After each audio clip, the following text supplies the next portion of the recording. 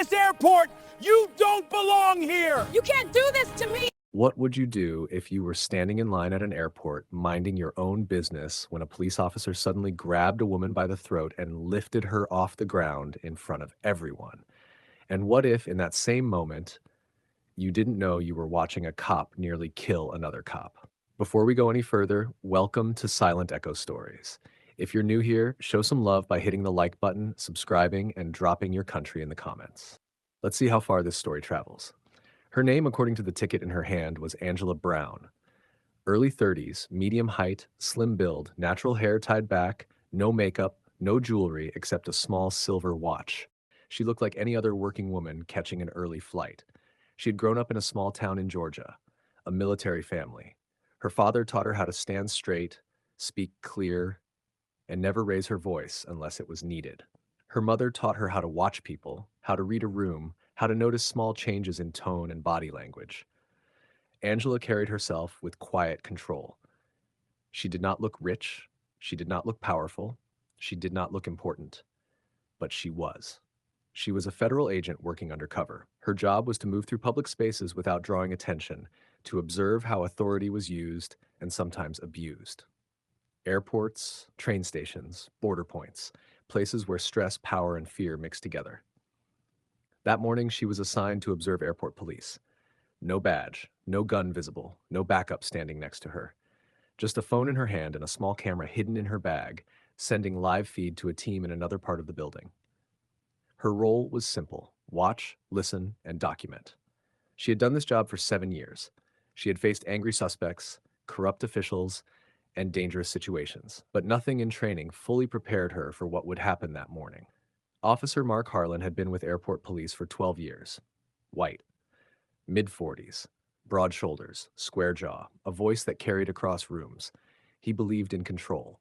He believed respect came from fear. He believed that people who questioned him were a problem. Other officers knew him as old school. He was known to stop people often. He said it was instinct. He said he could spot trouble. Most of the people he stopped were Black or Latino. Complaints had been filed before. They were always marked unfounded. That morning, Harlan was already in a bad mood. A supervisor had corrected him earlier.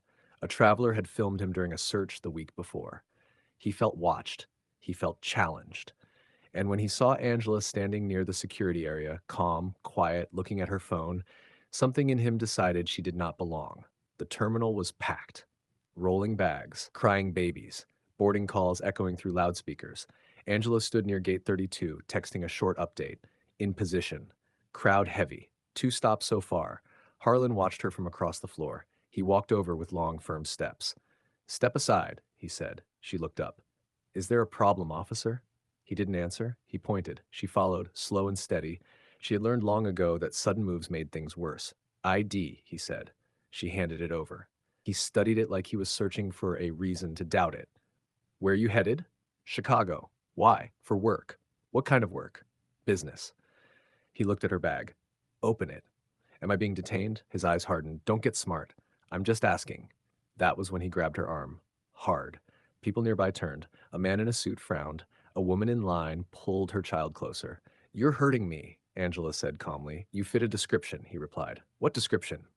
"You know." She didn't pull away. She didn't argue. She kept her hands visible. He shoved her against the wall. A phone camera came up. Then another. "Officer, that's enough," someone said. "Back up," Harlan shouted. Angela tried again. "You need to stop." He didn't. His hand moved to her chest. The other closed around her neck. Tight. Her breath cut off. The world narrowed to pressure and noise and the sound of her own pulse in her ears. Her feet lifted slightly from the floor. People screamed. This is how people die, she thought. A second officer rushed in. "What are you doing?" "She's resisting," Harlan said. "She can't breathe." The grip loosened. Angela collapsed to her knees, gasping. "Cuff her," Harlan ordered. "For what?" "Disorderly conduct."